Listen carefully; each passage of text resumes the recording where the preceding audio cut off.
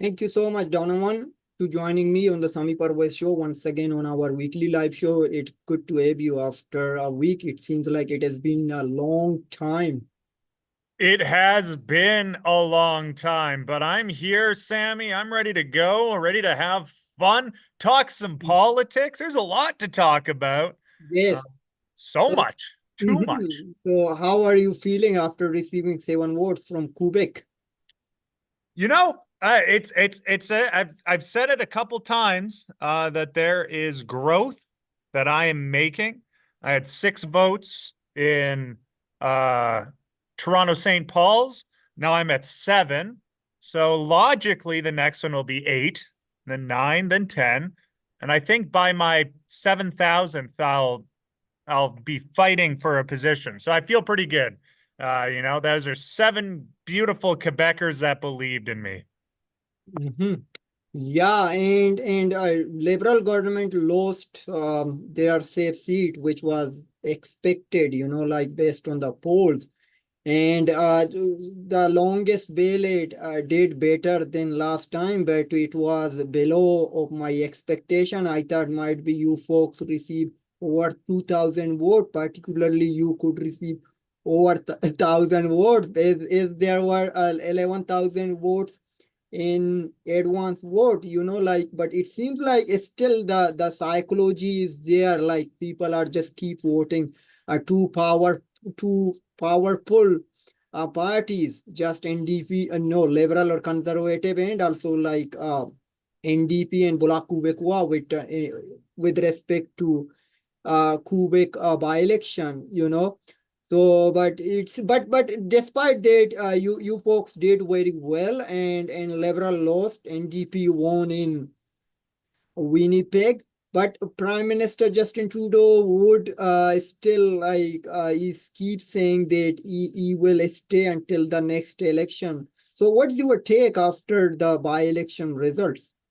Oh yeah, I think you kind of have to look at. I think everybody gets a little bit of a takeaway from it. Obviously there's lessons, and by-elections by themselves are funky. They're sort of a little special kind of thing. But if you're the Liberals, Mhm. you still have to be impressed a little bit on how well they did in LaSalle and Mart Verdun. Getting second, despite the fact that everybody says that they're finished.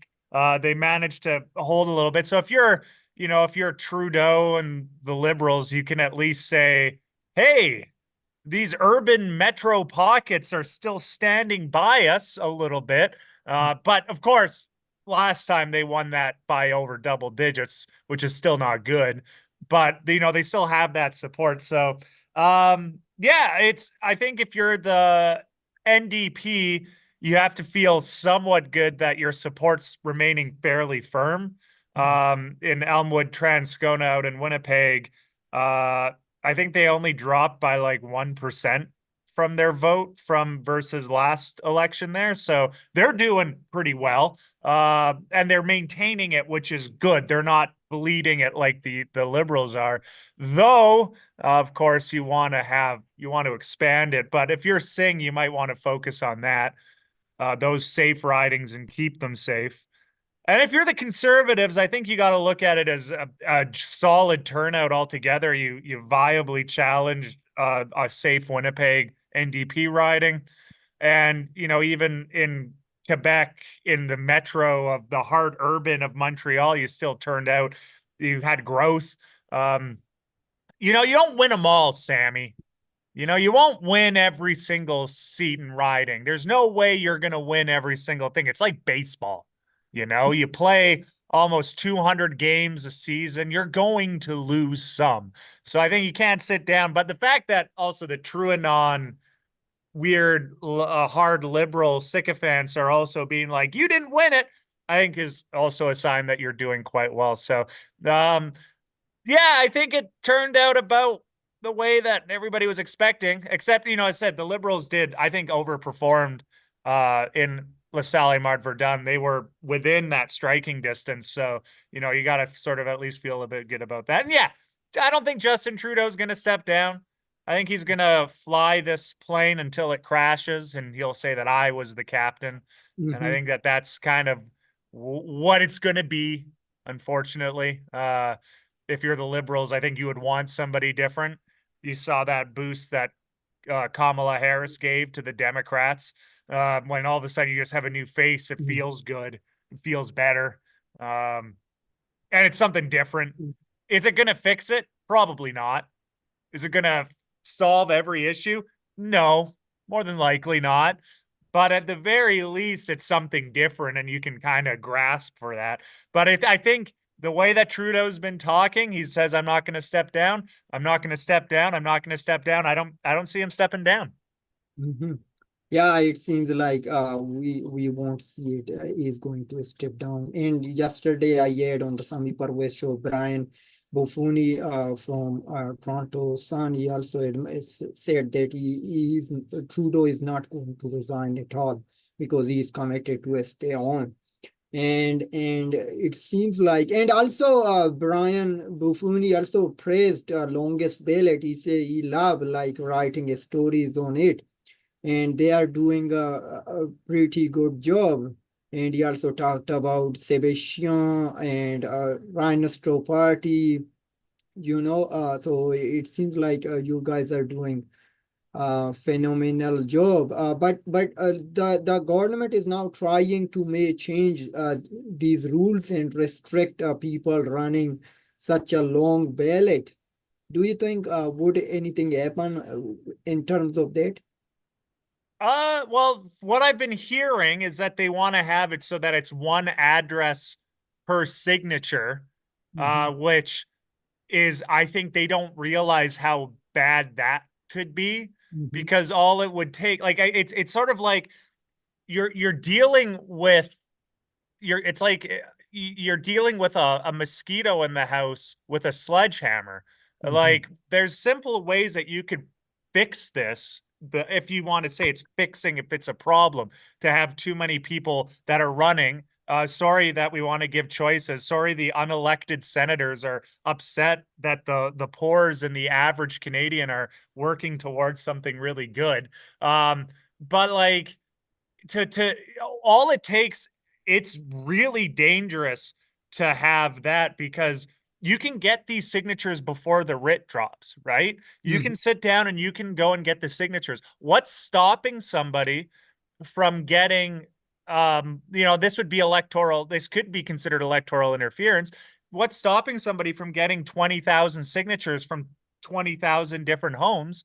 But like mhm, also one address, there's multiple people that could live at one address. Like they're just not thinking. Like there's a way that you could probably fix it. If I were in charge, what I would say, and if I did not want this long ballot to happen, I would just say, hey, we're going to limit official agents to 3 per candidate.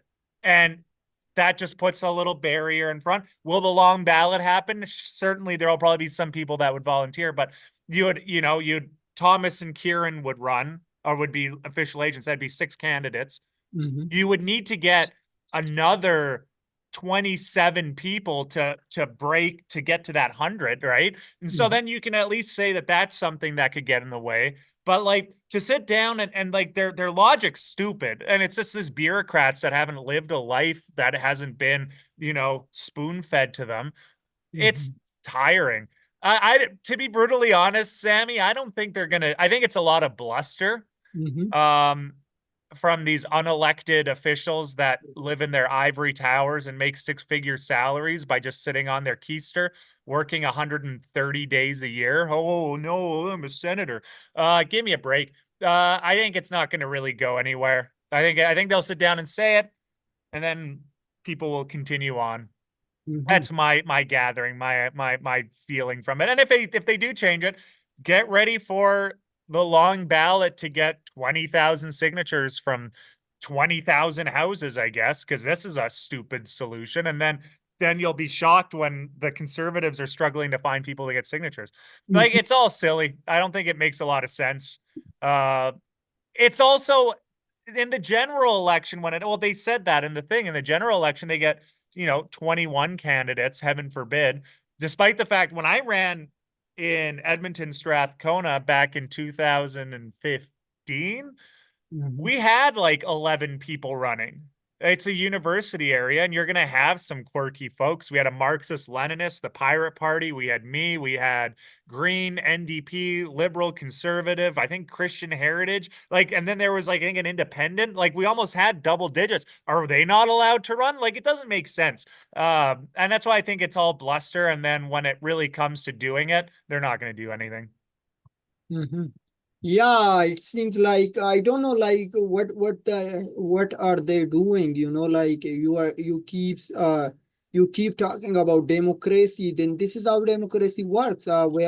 Where you need to be more, uh, like let everyone whatever they want to do. You cannot force anyone that you cannot run, or you need to change this rule or that rule to prevent such longest ballot happening in future to make a hurdle for yourself. The democracy works like this. You need to allow anyone to run, and let the public to decide who they want to do. If you want to change the rules, let's do a referendum. Let the Canadian taxpayers let the Canadian taxpayer to decide what they want. Who the hell are you to going to changing the rule as you are an unelected official? As you said, like these senators are not elected officials. They are being uh, picked up by prime minister by choosing his favorite people. You know, so let's do a referendum on electoral reform before next general election. And yeah, I said, like, there's logical things that you can do, Mhm. but the parties aren't going to do it because it's an inconvenience to them. Like, when the independents have an official agent that looks after 70 candidates, that's bad. But when like the main parties have an official agent that looks after 25 candidates in Toronto or 20 candidates in the Edmonton and surrounding area, that's fine. And so it's like, yeah, you could do that. You could put in stuff where it's like you can only run in ridings that are 100 square kilometers around your address. And that would be fine. You would be able to run in most of your city ridings. You could run in there, but and if if you lived in Ottawa and wanted to run in Gatineau, you could do that. Like, and then if you live in a rural area, you can run in the surrounding ridings. I think that would be logical, but won't find logic from these folks. And it's remarkable that one of the solutions they're thinking of is that it has to be each person gets a single address. It's like that's nuts. And you don't think there's going to be political interference from that? Like, you silly dorks. Like, unreal. It's silly. Yeah, there comes a point when, yeah, if you're going to sit down and change these, have it be a referendum, see what happens. But they won't. I said, I don't think they're going to do anything. I think it's all bluster. Mhm. Yeah, I don't know, like if you have guts, let's call a referendum, like let the Canadian citizen to decide what they want. So who are you changing the rules? Guts. You ever watch Nickelodeon's Guts, Sammy? No. So it was a game show back in the 90s Mm, where it was like kids would be participating in these obstacle courses, and they would you get points for how well you do. And every time I think of guts, I think of Nickelodeon Guts and how those kids have more guts than the adults in Parliament. And then they win like a piece of the Aggro Crag, which is like a mountain at the end. I'll watch. I'll send some your way, Sammy. I think mhm. you'd like it. Yeah, that would be great. Okay. Yeah, so it has been ongoing, like it is ridiculous. And did you watch the parliament last week? Like it was just crazy. It seems like they are enemy of each other. They are not working for the public. They are working for themselves, calling out, name calling or shouting. It was just what I recall, like Andrew Cohen, Globe and Mail journalist. So he wrote back in, I think in 2021, maybe before that, he said that this is a theater show. It is not House of Commons. Like I don't recall the exact title of that column, but it was like that. It is a theater. like where actors will come, dance, and do their acting and then leave. The House of Common is like this nowadays. It has been like this for a while, and they lost public trust, and everyone watches just for fun. If you are getting bored, let's watch House of Question Period. What the heck are you doing? You don't deserve to sit on that seat and receive a large sum of like over 200,000 per year.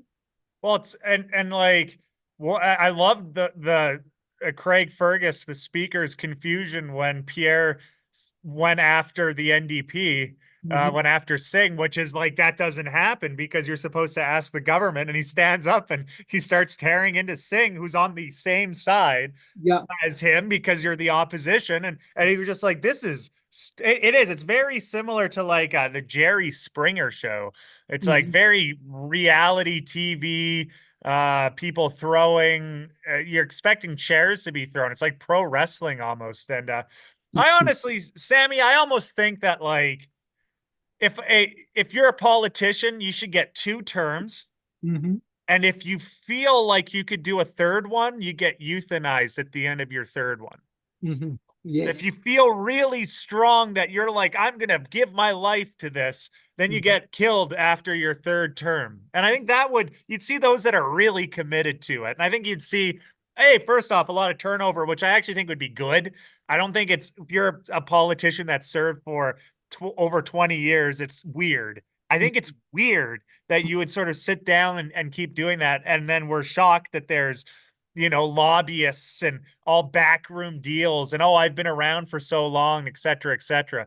Like, I think that, yeah, you get 2 terms. And if you really want a third term, you get killed at the end of your third term. You get euthanized, you get put down. So that's my take on it. What are your thoughts, Sammy? Yeah, absolutely. I think there should be some restriction on the terms, like at least like two is enough and three done, like no longer three. You should go through all the process for signing and taking. Maybe there should be a referendum type something like from those constituents that whether you did okay or not. Yeah. Well, yeah, you kind of hope that that's what it is. Um, in for election time, but people just vote for the party that they just vote for the party. You could be a bad MP, but if you're in Alberta and you're conservative, you'll get in. It's sort of like your guarantee. Mhm. Particularly rural Alberta, you could be missing, you could just be dead and you would win. You could just be a corpse and you would win all the time, right? So Yeah. I think that's a thing to be concerned of when we look at that. And I think a term limit isn't too bad. And then yeah, you can still keep that conservative party going. Conservatives will win in rural Alberta, but like you can get a new face in. I think that's not a bad thing. Yeah, it should be like this. I don't know, like, but how we can do it. But also, like, it seems like we are out of rules and regulation in Canada. Like it seems like there are just a group, like from left leaning and right leaning, just a particular group who are tycoon. Like they are rich. They just hold everything. Like our democracy is seized by these tycoons, like conservative, liberal, and a small group of NDP, and the other one is in Bloc Quebecois from Quebec. So these the particular group who will decide what should happen next, like who can run. And if the party leader does not like a candidate, the candidate will be, like he will be removed from that party ticket, as it happened many times in the past. Or if party leader like someone, then they will endorse, or they don't let other one. What happened in LaSalle, Emad Wardon, like there were three other people were running, but suddenly Justin Trudeau picked is a favorite candidate. So we know like what happened to Laura Palestini. She did not win, and the other like three people who were they were willing to run in this by election, but you did not let them twice. So that's why it seems like there are two types of rules. So one for thee and the other one for ordinary Canadian citizens. Yeah, I think that you're right. And I think that we need to start. I would love it if candidate nominations were run by an independent body, kind of like Elections Canada. Mm-hmm. That way, it's everybody's got the same thing. If you have a grassroots, you're not going to get kneecapped, Mm-hmm. which has happened. I know a guy that there's people that I know that ran in Edmonton. Mm-hmm. That were doing a grassroots campaign, working hard, getting support, and then boom, you get your kneecap knocked out of you with a baseball bat, and then they pick Kerry Diot or they pick these bigger names, and it's like, and despite the fact that you have grassroots support, so I think that there is a particularly too, Mm-hmm. oh, candidate nominations are really skeezy. Like they're kind of gross. The Liberals had a couple times where they'll bus in people Mm-hmm. that aren't even Canadian citizens that will donate money and vote. You don't even have to be a member of the party sometimes to do it. Like it's bonkers. And I think that Yeah. by having an independent thing, we can sit down and see what happened. We can see the results. I think that would be a good thing. Mm-hmm. And that we can see it without through the lens of a party. But it's happened with the conservative. It's always happening. They're always picking their favorite guy, and Mm-hmm. then we're shocked that the political spectrum is so diluted with nepotism and people that know how to fillet their best the leader. It's so frustrating.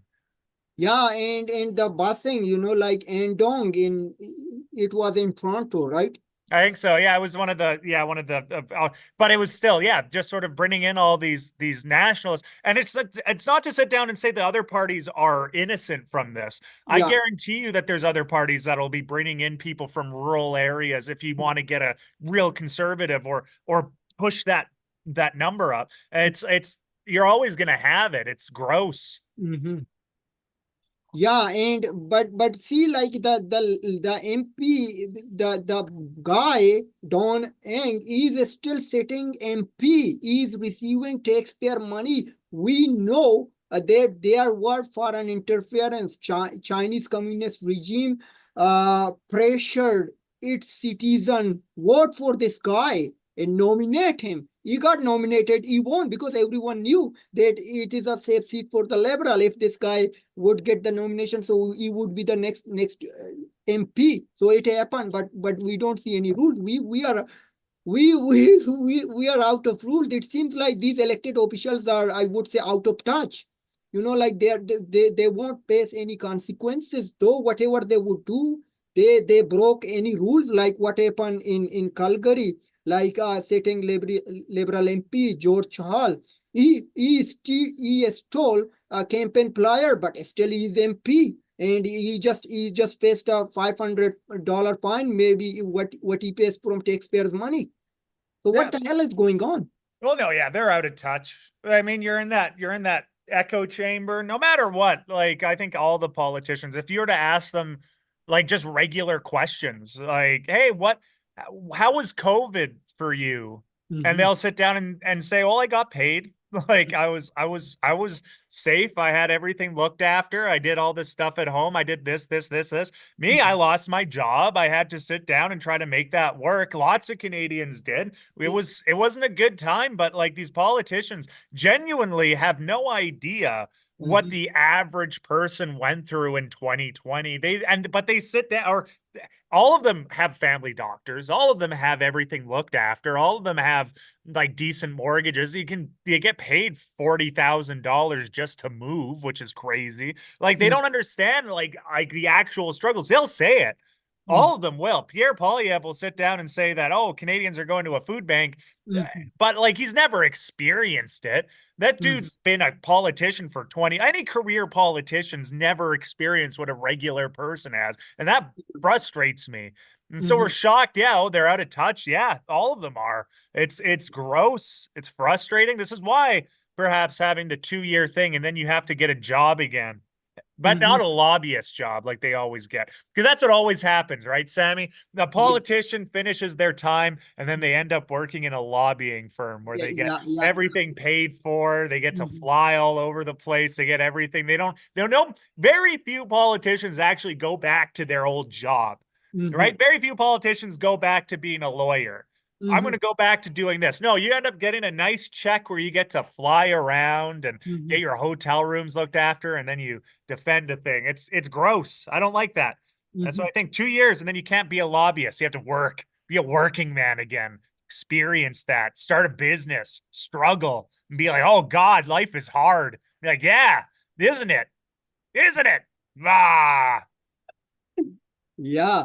And if may I ask you, like we can see like Trudeau will be remembered the worst prime minister in the history, but like we can see like Brian Mulroney, sorry, Mr. Brian family, I cannot pronounce the last name properly. And then we have John Christian or Paul Martin, and then other prime minister. But do you recall or did you hear from your parents or grandparents what they talked about, like what were they very good at the time when they were going to be elected, or we know their legacy after retiring?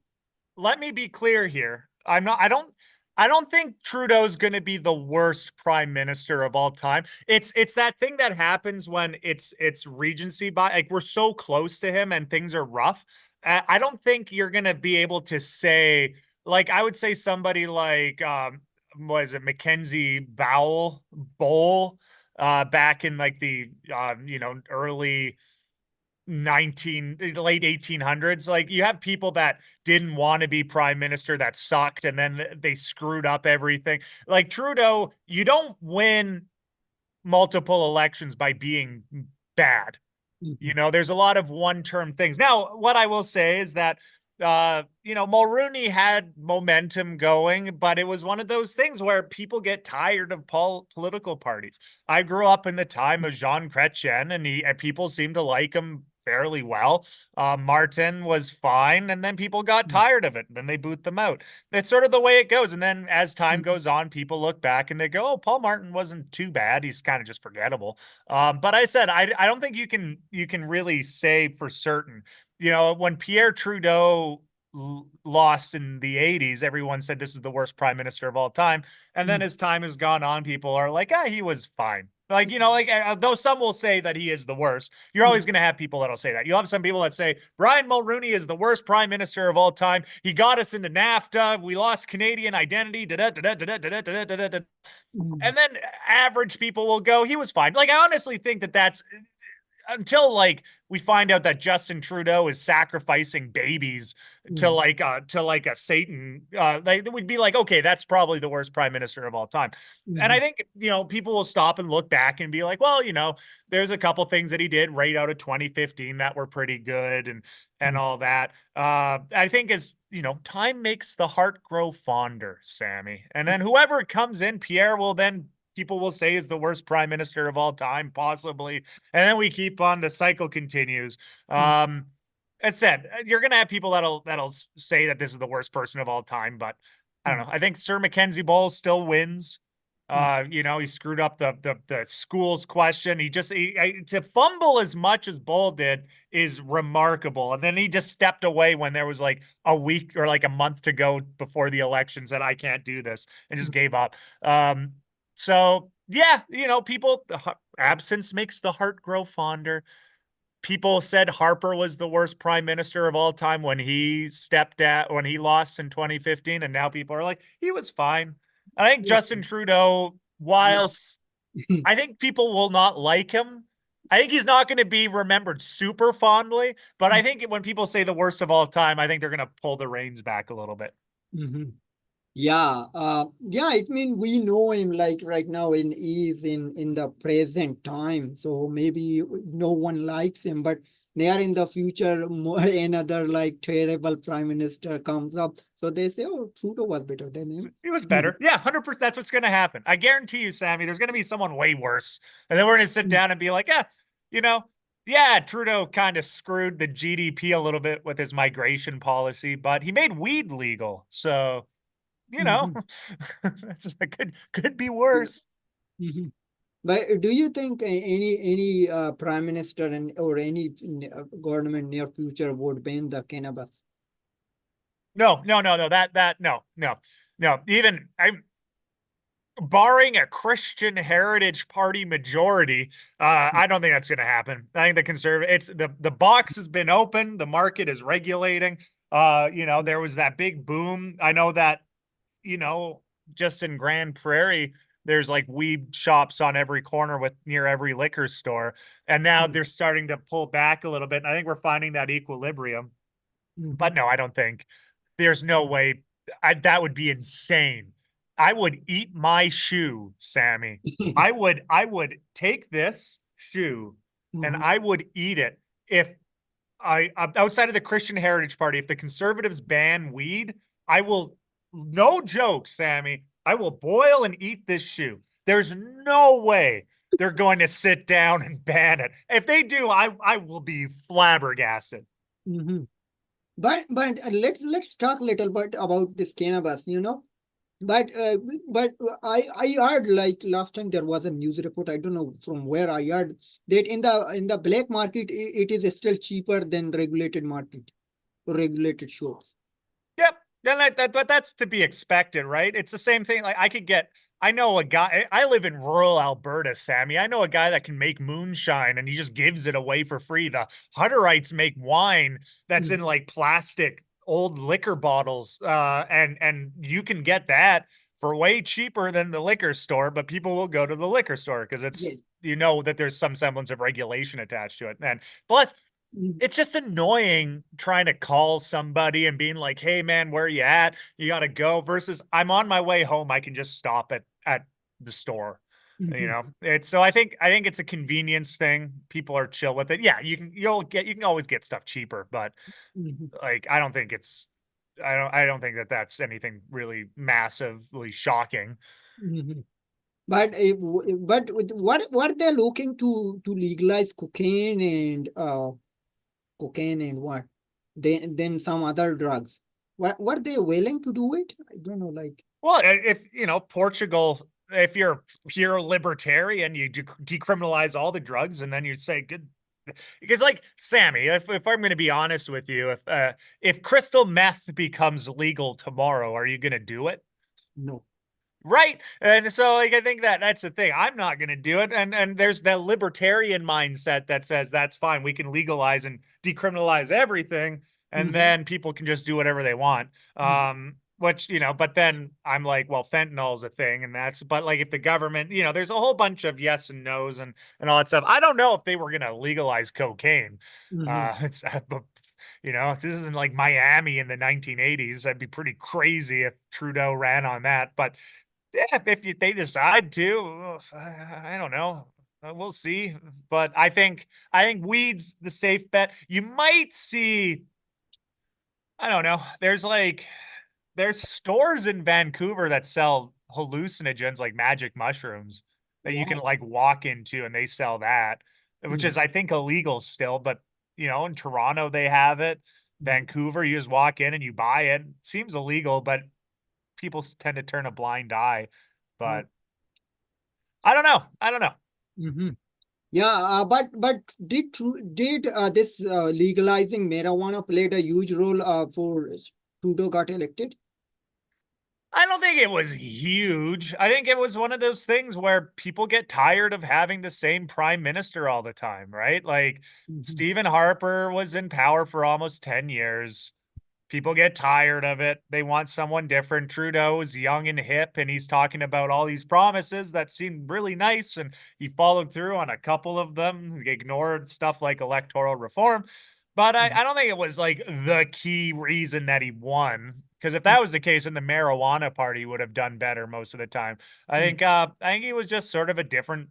It's the same thing with the conservative, like right now, like people are tired of the same face where Canada's really, if you look back historically, we elect things for about 10 years and we throw it away like Andy did to Woody in Toy Story. Like It's just, we need something different. Goodbye. And then the party refreshes and then they get more confident. They come back. And then the other party struggles. And they were like, is this the death of the liberals? And then the liberals come back. And then it's like, is this the death of the conservatives? And then the conservatives come back. And it's just like, it's just the way it goes. About 10-year cycles, 10 to like 15 years. We boot out the new thing and Mhm. bring in another. That's just the way it goes. Yeah, yeah, it has been happening. Like if we take a look in the history, and so people would be sick for watching the same show, like again and again. That means like when we have the same government, you are watching the same show. But we don't know. Like, but if there would be any election anytime soon, when do you expect we would go to polls? I think we'll see it in the spring. I think you don't, if you're the bloc, you don't want to prop up the liberals for so long. If you're the NDP, you want to start voting against it. I could see it in the spring. We go through the winter. You hope Trudeau makes another big gaffe, and then you're like, oh, this is why we can't support him. And then you kind of save face a little bit instead of keeping, them in support and control. I see the spring happening. I think around late April. Late April, we are going to polls. Okay, that would be interesting to watch. I wish we would go before Christmas, like it would be great. Like after New Year, we have a new government, new faces, new show. Everything will be new. Unfortunately, I'm pretty sure it is not going to happen. And let's take a look on our chat. It seems like we don't have anyone in the chat. Okay, so let me bring up our election Canada. Okay, so there are three provisional election will happen next month on 19th October 19th. It will be BC provincial election, then on October 21st, New Brunswick, then I think on 29th. Okay, it's Saskatchewan. No, 26th. Late Saskatchewan October. Yeah. election, general election. So I'm just going to Saskatchewan general. Yeah, no, it will be no. It says it should be L 28. I think it is 26th, right? It's late October. We're getting 3 provincial elections Mhm. end of October. And, Yeah, a schedule October 28, 2024. so Well, I mean, there will be too much and there will be lots of talk, but I'm trying to get someone to get on the Sami Parvez show. So far, I tried most of the BC candidates, no positive response other than Todd Taylor, who is Christian Heritage leader, and he is also running in this provincial election. So hopefully we will have him soon, maybe next week. yeah. Well, that'll be good. Someone to talked about. But yeah, no, lots of things, no shortage. It's like what we said. Like I said it when we first started doing this show back in the late summer. I was like, this is relaxing right now, and things are gonna start to heat up, and we're at it. BC, New Brunswick, and Saskatchewan, and Mhm. couple tight races. Mhm. A couple like BC's looking like it's neck and neck. Mhm. Uh, I think John Rustad is a lucky guy. Mhm. Sometimes having the name of a popular federal party is incredible. Yeah. If you could imagine the BC conservatives in the early 90s when Mulrooney's conservatives got 2 seats, you'd be like, oh, like here's the thing, Sammy, we're freaks when it comes to politics, right? We know that the BC conservatives are different than the conservative federally. We understand that there's differences between provincial parties and federal parties, but the regular Joe, the bulk, the majority do not know that. And Mhm. so, Rustad is like almost a bigger conservative than Danielle Smith here in Alberta, UCP land. Like he's saying things that I didn't even think Danielle Smith would go like, I don't know about that. And it's BC, British Columbia, hippies. Yeah, British Columbia does not suit like a conservative government, like I think back in like early 1900, early 20th century. So at that time, I think it was 1918 or 20. So at that time, they could run full slot. This is the now very first time. So I mean, they were never had a conservative government, but this time maybe they won't have it this time, but it could be a tight race. Yeah, and it's you're looking at it, the NDP, when I look at the polls, now I think it's tied on. When I was looking at 338 earlier, I think Mm. it's like equal percentage. The Oh, fact that mhm, it's all, if you're the NDP, you're shaking because all the momentum is on Rustad and the BC Conservatives. They are full on, the momentum's on their side. They're gaining support. It seems like everything the NDP tried to do to stop it, they'll sit down and say Rustad is like Donald Trump, this, that, and the other thing. It's not doing anything. It's just like he's almost like an invincible armor. We're a month away from your election, mhm, and it's like you can't stop him. And I think if you're the BC NDP, you got to be like full on panic mode. Like you're not going to win any of the interior, or sorry, the you're not going to win any of like the rural ridings of Eastern BC. Like there's no way you're going to win those. Those are conservative all the way through. Like the bulk of BC is going to go conservative, and you got to hope to God that you can kind of get some of those urban ridings. But like I'm reading some of the polls, and they're tight. And that's scary. And you're trying, you're like, he's Donald Trump. He's John Rustad is evil. John Rustad. And it's like it bouncing off of people's heads. They don't care. And I think a lot of that might be tied to the federal NDP. To the average person, they see NDP, oh, Singh's propping up Trudeau, and people get confused. Like the civics knowledge of people in this country is woefully low. And I don't think people realize that there's a difference, but like people are mhm, frustrated. And so, like, I don't know. We'll see. And I think you sit down, you look at BC, people can't get family doctors, people are struggling, people are upset, and people are going to get mad and they're going to vote for the other guy. And you vote for which one has the best chance of winning in a first past the post. And it looks like it's the Conservatives. mhm. Yep. Okay. And yeah, you are absolutely right. And I'm just going to get this 338 website open. Let's take a Yeah. look on those polls. But it seems like my internet is still not stable. And you are talking about our show. When it started, it got very slow. Like we were not expecting we could go too long. And this is our fifth live, a weekly live show, and we also did two by-election live shows, and we will continue to do it near future. Hopefully the show must go on. It And will. and today I was watching our old videos. So that Adam is not here. Adam, if Adam would be here, so I'm going to play our what do we call them, behind the scenes video, what happened on our first introduction, and then the second one, but so whenever Adam would be available, so then I'm going to play them, but he's not here. I know, like Next today. time. Next time. Yeah. And he's our biggest fan of Sami Parvez show. So he always watch, even though like watch the rewatch this live show, like who would watch it.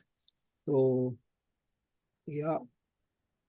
Okay, so I'm just trying to get this 338, and I think I could open this one, and let's see. We will Okay. see.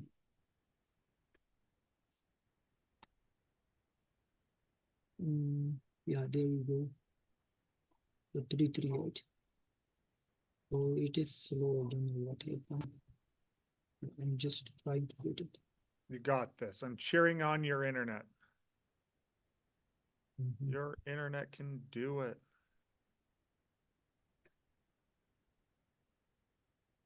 Okay.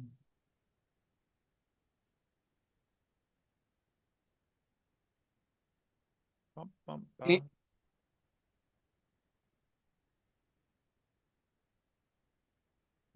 Mm. Very exciting. And today I was expecting to an interview with the new Forward Party. I don't know what was it like that time you shared, like the leader of that party. Oh, He, the forward party? yeah, that guy, I don't know, he said that he will appear, he did not. And the last time, like there was another party like Freedom Party, which was another in New Brunswick or Newfoundland and Labrador. I don't know like which area in Atlantic Canada. That party leader also did not appear on my show. Like they said they will appear, but when I waited, so they did not appear. It seems like I don't know, like they may don't like appearing here, or they got busy. But that Freedom Party guy, that is I think Freedom Party of Canada. Is it Freedom Party of Canada or Free Party? I don't know. Yeah, there's a couple of them. Like a couple of the funky ones, Freedom Party, Free Party. I'm still gonna make the Sami Parvez party though, Sammy. I'm gonna try my best. I'm gonna make the Sami Parvez party of Canada. Mm-hmm. You will be the Thank you. leader. You will win.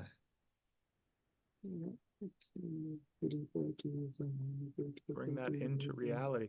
Are you finding the Yes. what's going on with the screen sharing? I see Yeah. that Can you see my screen? I No. cannot see your screen. I just see blackness. I see darkness. I see Sami Parvez has started screen sharing. Double click to enter full screen mode. But I do not see anything on the screen, Sammy.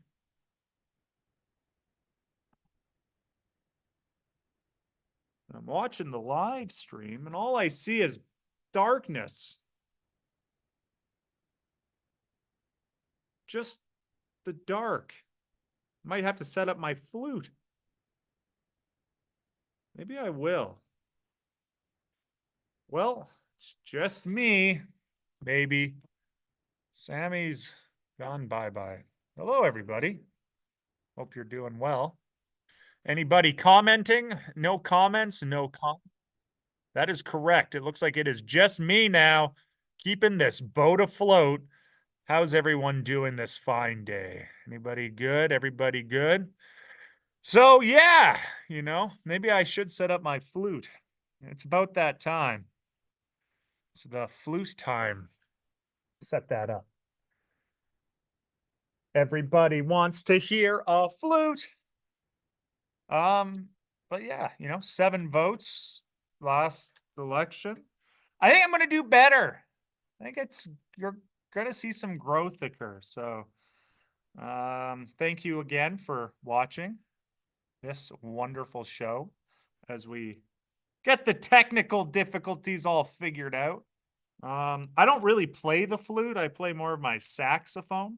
But setting up the saxophone takes a little bit. So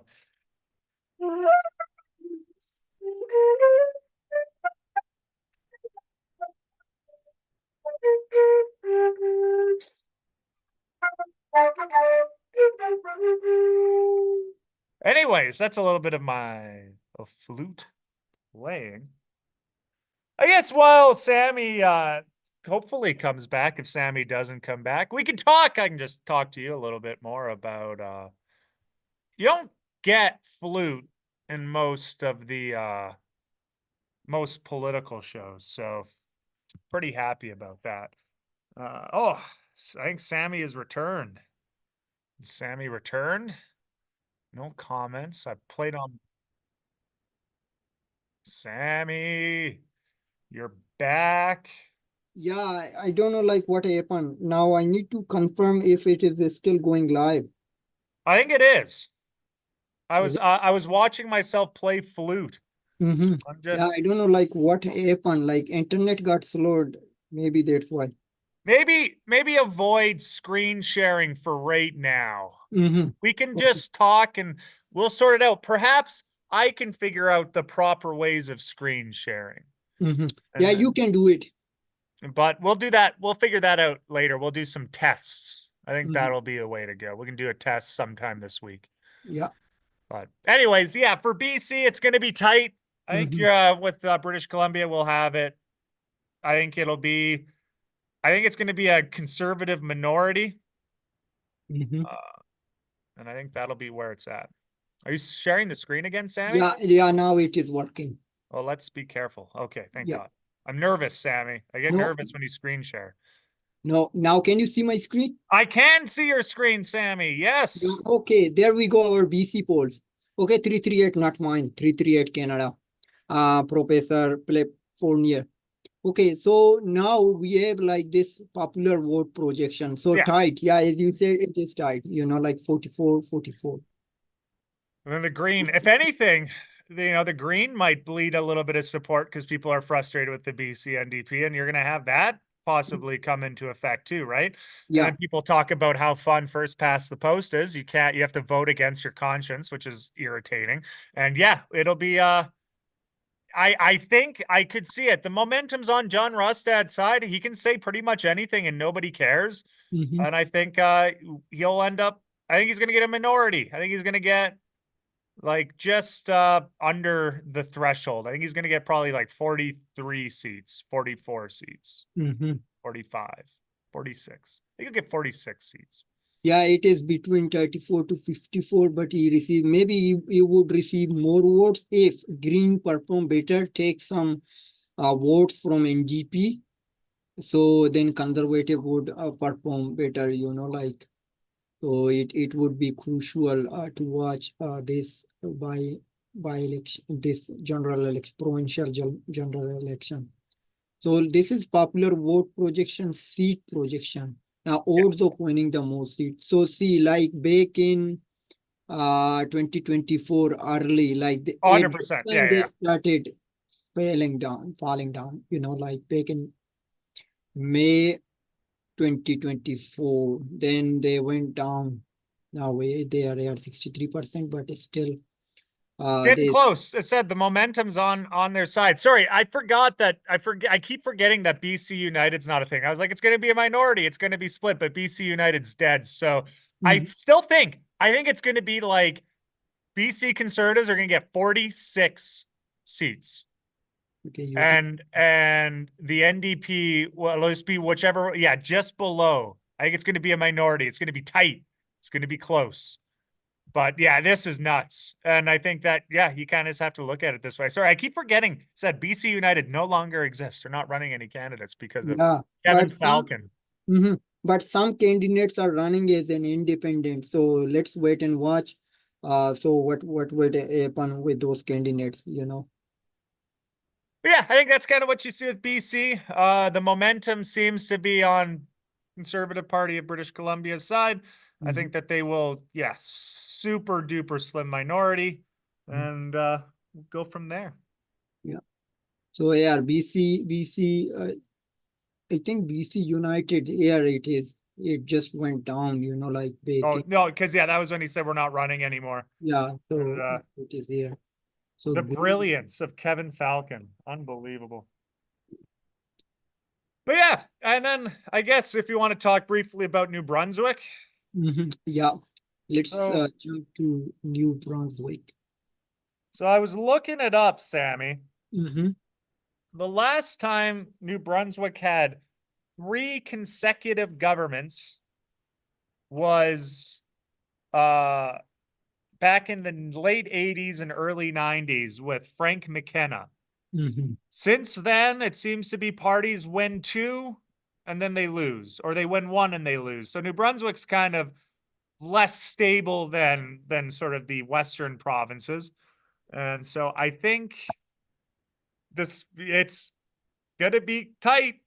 It's gonna be another close race, but I do think trends suggest that the conservatives, progressive conservatives will lose. You And I think they think it'll will? be a slim liberal win. Mm-hmm. But they were not expecting to win last time when PC won it. Yeah. Yeah, it was just unpredicted that in Atlantic Canada a progressive conservative could form a majority. I also think Higgs is like the least popular premier in Canada in terms of likability. I think he's the least liked. I think I Mm. saw something, a poll on that I think he has like 35% people like him, like in Mhm. terms of likability. So that's no good. Uh, But like this is a thing too, the liberal name. Like Mm-hmm. people's brains don't think, how toxic of a brand is it? Obviously, we're seeing their polls are doing really well. Are the average people civics wise going to know the difference between provincial liberal and federal liberal? That Mm-hmm. becomes a whole new thing. Mm-hmm. Yeah. Yeah, so it would be, let's see what will happen, like on October 21st. So it would be tight. So there are some outcome, like there could be a 35% chances for PC majority and 22% liberal majority, 17% liberal minority and 16% PC minority. Yeah, so it's It it's could be pretty tight. tight. It's very close. As said, I think you're going to I'm gonna go with the trend Mm-hmm. that it's been 30 plus years since there's been a consecutive government, three consecutive governments elected. So, Mm-hmm. despite what it's, 33%, which is still high, like it's practically a coin flip, right, Sammy? Yes. Like it's pretty close regardless of all of these. You can see some of those seat project like just on top of each other. Mm-hmm. Could be a minority. Like we'll see what happens. Mm-hmm. Yep. And are you checking the chat? There is no one there. Let me see. Let me check. Nobody in chat. Oh, Adam is busy tonight today. Adam is busy today. I just posted in chat. Wow. And But yeah, I think as it's and once again we see look at the trends, right? A month can I think you got to look at who has momentum, and right now the libs have the momentum, provincial liberals do. Um mhm, and yeah, we'll see how much the Greens sap support. The Greens are having a little bit of a boost if they're going to take away any of that progressive side of things. But mhm, um, like ultimately, really, too, the big thing is that jobs are the big thing. I know that um, Blaine Higgs had some controversial stuff regarding, gender identity in schools, but I think that people are and that's sort of kicking mhm, them in the shin with regards to progressives. But I think ultimately a lot of people are like, I just need mhm, it. Things are expensive right now. Things are really expensive, and I want to have it less. And you've been premier for this time as mhm, things have gotten expensive. We need something different. And I think you got to look at that. Momentum's on the liberal side. I'm a big fan of momentum, and I think that'll turn out with a liberal win. mhm. Yep, you bet. And so where do you stand with the this gender SOGI, sexual SG, what is this called? This gender protest and 1 million march for children. So where do you stand on it? I'm quite progressive on it. I know a bunch of trans folks. I think that I think you support those that are going through it. Mhm, Gender identity, you support those people, make sure that it's there's lots of science that shows mhm, uh you sort of see brain matter is for gender dysphoric individuals tend to be that towards their desired gender. mhm, And that's why it's controversial. Oh no. But I think that people should be free to be happy. It's always I know trans people in my community that have done more for men's mental health, trans males that have done more for men's mental health than mhm, 99.9% of dudes that I know that were born dudes. I mhm, know trans women that have done more for women's health than most women, 95% of women that I know. Like, there's a people that really embrace it. And I think that's something that needs to be looked at. And yeah, mhm, and I think that those like million child march stuff. Well, first off, they didn't have a million. I think a lot of the protests that I saw were beaten by a lot of the LGBT mhm. counter protests Yeah. had more turnout. And I think it also shows that people ultimately a lot of people are being decided by you're being pushed by an algorithm. What is the thing to get mad at? And people will sit down and say, oh, it's the trans people are the big thing to get mad at. And then time keeps moving and then it's like, okay, we're going to forget about that, right? Like, I think 2 years ago, you would see thousands of people at these things, and now it's whittled down to 40, 50, like if at most. And I think that you're seeing that it's almost just like a phase. This is the thing to get mad at. This is the part of the woke ideology we're going to get mad at. And the little person on the screen tells you to get mad at it. And then people move on. And then they're like, okay, we got to get mad at this. We're going to get mad at that. And I think that it shows really, this is what I mentioned, is that like people ultimately, the big problems are most people don't really care. Most people are happy. You live your life. I'm fine with that. That's the vast majority of Canadians. And then most people are mad because they can't afford to eat.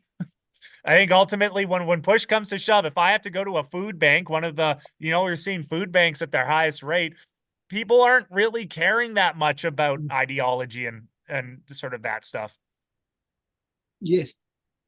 Yeah, absolutely. You are right. And I also went to day before yesterday. This protest was happening in front of Kitchener City Hall, but there was no one from 1 million March for Children. There were just those LGBTQ group was there. They said they just ran away after there was a conflict between these groups, and the Kitchener mayor and Waterloo mayor already said they don't support this group, and they always stand up for LGBTQ rights. Like they also have their rights to protest. But it seems like a new ideology is growing. Like they are wrong, or this is wrong, this is wrong. Like it is weird. Well, you're They're. Oh, sorry. As said, like it's the algorithm. It's whatever people can get mad at, right? Like I teach, and I've heard people do the whole. I've heard so many times from people being like, "Did you know that there's kitty litter boxes for kids that identify as cats?" Like that's a thing that I've heard. That's not a thing. Like but like I'll talk to people that'll be like, I know your school has it. And I'm like, no, it doesn't. Like this isn't real. Like, but you're being told it from this little guy like us. Like we're talking right now. People might listen and be like, I'm going to believe everything Sami Parvez says. He's perfectly infallible. Yeah, And they're going to be like, Donovan knows everything. He's perfectly infallible. yeah. I'm not. I don't know everything. I'm kind of stupid in a lot of ways, but like I can at least sit down and say like critical thinking is a thing that people are losing. It feels good to be on a side. And when you start to stoke those flames, it makes you go crazy. And that's kind of where we're at. Like this has really been a new thing in the last 5 years. I don't think COVID really helped when people were stuck in their houses watching online stuff. But people will move on. I guarantee you, Sammy, in about 6 months, Disney will be the big target again. It goes in it circles. Disney's going to release a movie that's going to flop. They're going to scream, it's the woke, it's the woke. And then all those little people on the screens will say, this is the woke agenda. Go woke, go broke, because nobody can fricking think for themselves anymore. I'm tired of it. It's just frustrating that Yeah, people are sitting down and being pushed in these ways. Nobody thinks for themselves, and it's frustrating. And yeah. it's like you should look at all the different sources. You should read these blog posts from some of these bad, people that you disagree with. So then you can understand where they're coming from. And then you can grow and you can learn instead of just sitting on one side and listening to the thing that makes you feel good. It's frustrating. Yeah.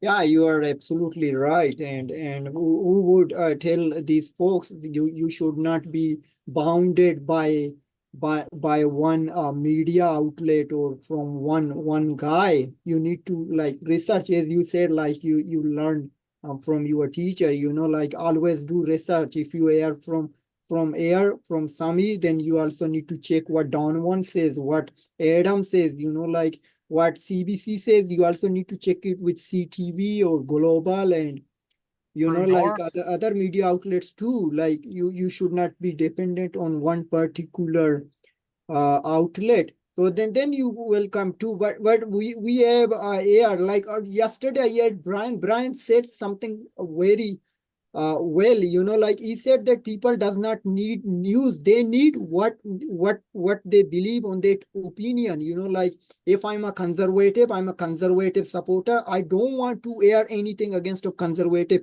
I think everything should be against of liberal. Like, oh, they are doing this and that. So it means like we just made our mindset. So we are not going to air this guy, or don't read this news. This is how we made our psychology. So this is how we believe.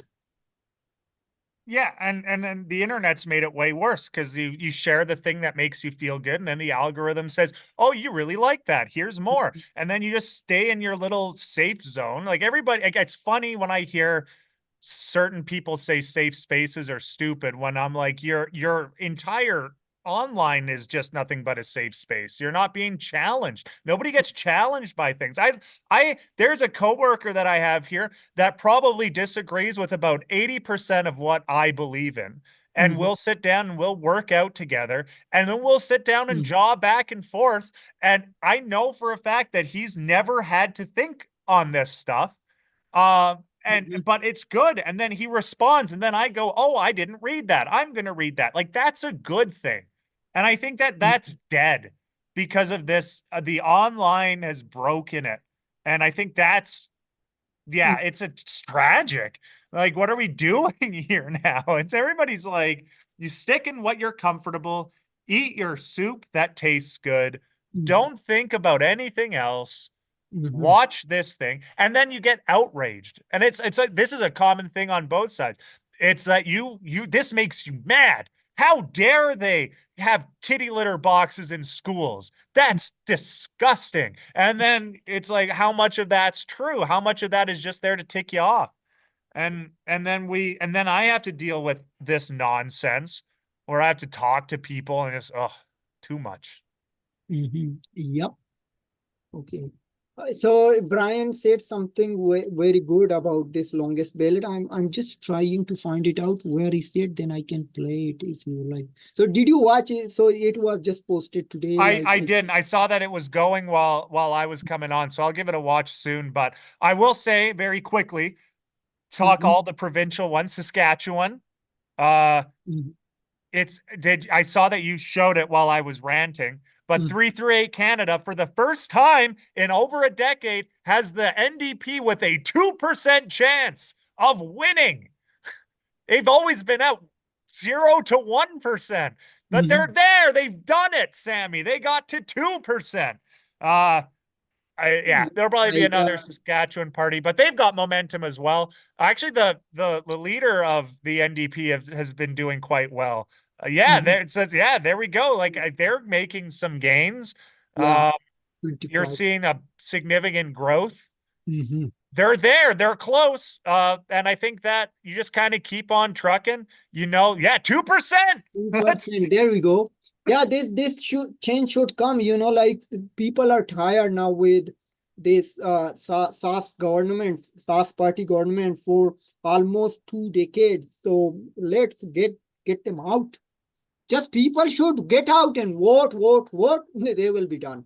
but I think it'll be another Sask majority, Mhm. but I think you're going to see significant growth from the NDP, Yeah. and then you just kind of have to keep that pedal down. You can't stop. You got to keep pedal to the metal. If you're the NDP, you challenge everything that they do. They've got the momentum. As said, it's look at that. It's been like they were pretty close early 2024, but they're kind of getting back onto it.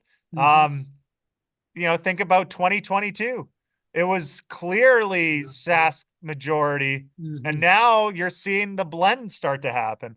And I think that they're doing a pretty solid campaign. I Mhm. think the leader has that where she's hitting a baseball. I Yeah. think that's what it was. But she's doing, talking to the people. Mhm. Yeah, but I think they if they make a deal with this Green, if Green does not run some like they need to make a block with left leaning parties, but they don't do it. Otherwise, they could win. I Yeah, don't. yeah, that's always the case. It's when people sit down and say the Liberals and NDP should merge federally, I Mhm, always laugh and go, mhm, then another NDP will join, like be created. Like you're going to create a new orange party. If you combine the Liberals and the NDP, you're going to have people that don't like liberal policy, and then there's going to be a new offshoot, and then there you lost all of those folks, right? Like Mhm. doesn't make a lot of sense to see the merge, but yeah, we'll see. As a NDP getting more seats, and I think that's always helpful too, to have more seats. You put more pressure on the Sask party, Mhm. and yeah. Yeah. So it would be interesting to watch. Also see outcome. Outcome 98%. Oh, still long. Okay. All right. Yep. But yeah, no, I think yeah, and Brian's a nice guy from the Toronto Sun. I guess he's Mhm. the Sun now. He's quite a Yeah. brilliant fella, but So let's see our federal. So federal is just oh, devastating for the liberals. it's And brutal. There's a couple polls that had the Liberals below the NDP. Like some of those polls are just outrageous. Yeah, yeah, 99. It is blue as blue can be. Ugh. yeah, 99. So they could win more seats. Like over 200 seats are guaranteed. Yeah, no, it is not optimal to be any party that's not the conservatives. And yeah, that growth. And you know what's interesting? A lot of this started September of 2023. Pierre Mhm. Poilievre took his glasses off. Mm. Yeah. Like you can see, like right at the end of July, Mm. early September 2023, Yes. Pierre did his look change. Yes. And then all of a sudden, like, boom. Mhm. Usually, a guy in his 40s that changes his look is concerning because you think they're having a midlife crisis. But I guess if you're a politician, people love it. Mhm. Yeah, it is just boom. Like last time, July That was close. And 22. then, So they were just tied. Like then July 30th. So boom. So huge gap. So it is crazy. I don't know like what such a funny, that looks so funny. Mhm. Just this straight line, just Yes. dunk. And then it's like up to 100%. 99% is still not. Yeah, it is almost 100%. And it will be a super majority. Super Yeah. But that's better. bad because sometimes, you're all in power. So what'll probably happen will be similar to like what I imagine Mulrooney had in the 80s. Big majority. Next election, it'll probably drop a little bit. And then I think they have enough stuff. They could probably do 3 terms. I think the conservatives will do about 3 terms. Yeah, but I think they should stick with just 2 terms would be okay. Yeah. Like 4 8 years. If this would be 6 years, that is fine. Like liberals, 3 terms, 12 years. Wow. I So think I think I could see it. I could see them sticking for 3. Even if stuff goes bad, people will I know that that's the thing people have talked about is mm, how the conservatives aren't going to fix things right away and then everyone will vote liberal again, which I think is a bunch of cockamamie nonsense. I think it's going to be I think that they'll drop a little bit the mhm, next time, but I think that they have so much oomph. I could see them doing 3 terms majority. mhm. Yeah, so they are 40, 40, 40, 42, 42, Yeah, 40. it's nuts. Yeah. Okay, let's see when it is started. Yeah, Yeah, yeah, there we go. So 23 May 28. So that's then a it Leger poll or Leger poll, so they're slightly progressive. they are progressive like liberal supporter. A little bit like not liberal support, but I've often found that those polls tend to go like slightly more left leaning. But even then, back then, like yeah, it's even then they still had you can see that they had a couple ties, Yeah, but yeah, right, but right. like I now go up and see where they're at. The Leger poll, the most recent one. Leisure. Yeah, they're fully it's everybody's kind of, Now 25, 45, yeah, 20 point difference. yeah, they're amongst the highest, which Mhm. is like, oh, like the more progressive-y side of things. Yeah, so AR in nanos, it says that they are leading 17. So 25, 42, 22, 21. 23. That's oof, Abacus. Abacus. Abacus, Leisure. Yeah, 20 points. That's nuts. 20. Angus Reid tends to be more conservative. But yeah, not good. Not good for the federal liberals. They're gonna, but it seems like Justin Trudeau's gonna ride this till it crashes. So good for him. Mhm. Uh Yeah, he's doing this is the most stupid thing he's going to. And Pablo Robego, I don't know his name, like the transport minister. Yeah, Transport minister, yeah. so he has stepped down. He's going to, and he also sat as an independent MP. So he will resign in January. He's not going to step down to receive his paycheck until January to boost his pension, like until then he will run for Liberal Quebec Party. So it would Yeah. be what to watch. It means he knows like the liberals are not going to do very well in the upcoming election. Everyone knows, but I don't know like what the heck in Justin Trudeau's mind not going to step down. Yeah. Yeah, it's no good. It's wild how he's still, but I said I think he'll stay as much as it doesn't make a lot of sense at this point. I think he'll stay till the bitter end. And to be fair, he's a good campaigner.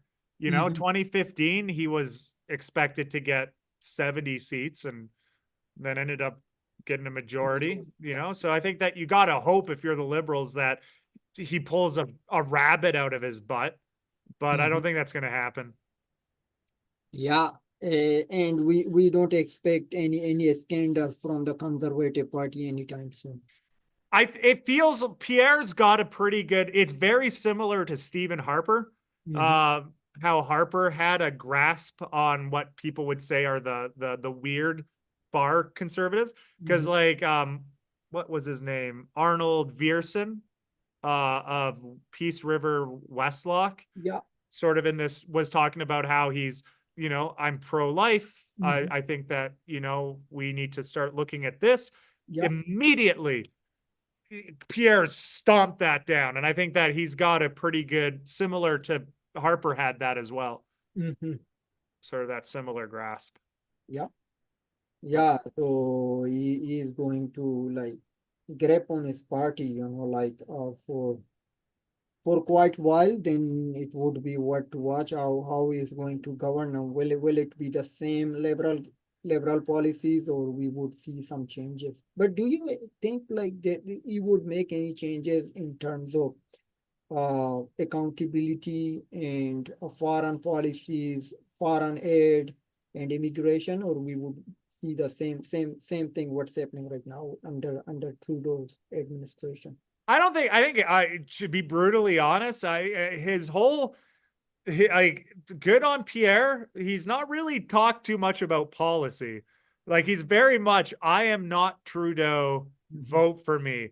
I'm going to have fun sayings like axe the tax, Mhm. bring back jobs, but he's not really giving a lot of actual substance, Mhm. which is, but people love it. And if you, I'm cynical, as you well know. I'm quite cynical on a lot of these things. I don't think he's going to do much different. He'll probably do a couple of things. I do think I've been pretty reluctant on him gutting the CBC, but Mhm. I think he'll do it.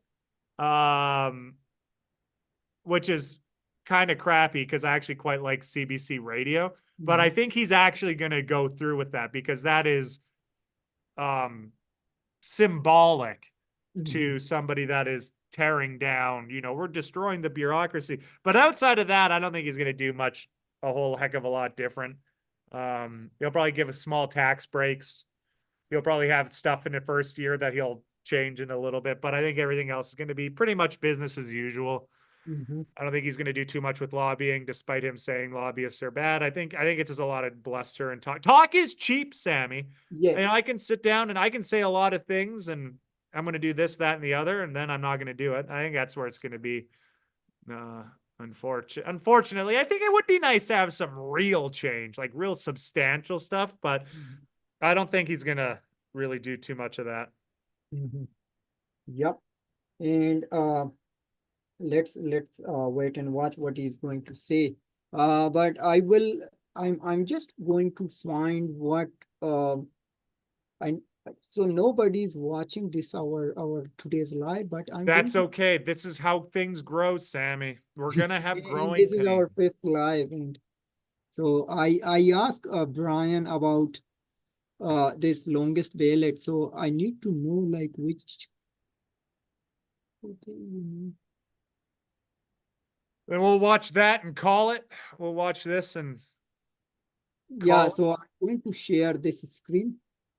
So I'm going to try to get where I need to. All right, we're in screen sharing. Can't see your screen yet. There we go. There's Brian. So you can see. So I'm going to just play the section about longest ballot. Why it is not being moved. He needed out from under that, and that's exactly what happened. World, he knows it. That very not a bit. A liberal government for the sake of. But I think it's. Oh, so look, listen this one. It is a joke. Yeah, and do you think Jagmeet Singh is just keep supporting liberal government for the sake of his pension? Because it is a joke, like in the social media. Where do you take this joke? Well, I think that I don't think it's a joke. I think it's I think it's definitely on Jagmeet's mind. He's a lawyer. He's a very very smart man. He's not an idiot. He knows that you know if he just hold on for another year, he'll get access to that pension. That may Jagmeet's already quite wealthy, but who's going to leave $200,000 on the table? No one's going to do that. I think if anybody was in this position, they did the same thing, and I almost don't fault them for it. I don't think that I think that Polyev or anybody else who's in the same position as Jagmeet, if it's within his power to run out the clock and let him get that pension, Chindang, God bless. I think that he's think he's entitled to that. Not saying he is, I'm not saying he isn't, but he definitely is thinks he's entitled to that. Yeah, and how do you see the longest ballot? Did it make any impact because the Liberal lost it just by 248 votes, and in fact, this longest ballot committee is just campaigning for electoral reform, what Justin Trudeau promised back in 2016, but he broke his own promise. So, do you think did it make any impact on this by-election? And they did it in the front of St. Paul's, and Trudeau lost there too, and they keep doing it. So what do you take from their protest? I absolutely love that movement. I think it's one of the best movements. I write stories about them whenever I can because it's exactly why I love things like the Rhinoceros Party and Sebastian Corvino has been deeply involved in this campaign. It's I think it's great. I think it's great. I think it's perfect form of protest. It's gumming up the works, but it's not like like these Extinction Earth idiots, blocking roads and stuff. It's a fantastic. It's a perfect protest. You got voters dealing with comically huge ballots that are like the size of newspaper pages. It slows down counting, and I'm sure it's a pain in the ass for the returning officers, but it gets people talking. I remember every time they make the news, people are, oh, it's election interference, it shouldn't be allowed. And I'm like, well, no, this is how democracy works. Exactly. It's a perfect protest, but did it impact the results? No, I don't think that it impacted the results at all. It's a whole separate issue. I think that the movement is definitely going in the right direction. I can't remember his name. I apologize. The Commissioner of Elections Canada was in a committee meeting last week, and he made comments that he would like to see changes to the Elections Act to make that kind of thing illegal. And it's like, so instead of fixing what's wrong with the system, they're trying to legislate ways to change the laws to make the protest not happen, which is, that's just beautiful. That's the Canadian way. That's the way it works, and that's great. But yeah, did I think the longest ballot had a impact on the results? No, I don't think so at all. I think that normally people don't give a crap about by-elections to begin with, and B, by-elections are different than the general elections because they don't draw out the general public. They draw out people who want to vote for their party. So yeah, I don't think it had any. I think it's a very, very important movement. It's one that I love and I will always write stories about. But yeah, I don't think it had any real impact on the results at all. Yeah, and also I have a few, like I just met him, from this Toronto St. Paul's by longest ballot, like by election, there was a longest ballot, Donovan Eckstrom. So Yeah, he's he's on your still show. a friend, like he always appears on my this podcast, Sami Parvez Show. We do a weekly live show on every Sunday at 3 p.m. Eastern time. So yeah, and also there are some other friend, and I know that guy Kiran who is behind it. Like his brother, like Thomas was the Thomas. yeah. That I'm not gonna try to pronounce their last name either. It's yeah, their names are in public. If you see, and this Kiran took this election candidate to court because he was running back in 2015. And Yes, that's good, Sammy. Yeah, Okay. like $1,000. So then court said it is unconstitutional. Like Oh, Okay, so there we go. There were some talks with Brian Mooney. you know what, Sammy? No matter what they say about the long ballot, it Yeah. got us together. And I think that is the biggest win of all. Yes, absolutely. And I admire it. And thank you so much, Longest Ballot. And thank you, Donovan, for participating there and getting in touch. And now we are close friends, like brothers. Brothers, family, Sammy, family. Yes. But I think, Sammy, I'm gonna have to call it. It's Mhm. it's past my my bedtime. It's not my bedtime, but it's getting an hour and a half, Sammy. These episodes are long, but Yeah, I've we are got going to learn. And we did not have our biggest supporter today, biggest fan, Adam Simmet. We miss you, sir. Don't worry, he'll be there. I think he's got stuff on the go. It's not, but he'll be there in spirit. Yeah. Or he'll be there next time. Who knows? We'll find out, Sammy. Yep. But until then, take care. We'll talk Mhm. politics next time. Yeah.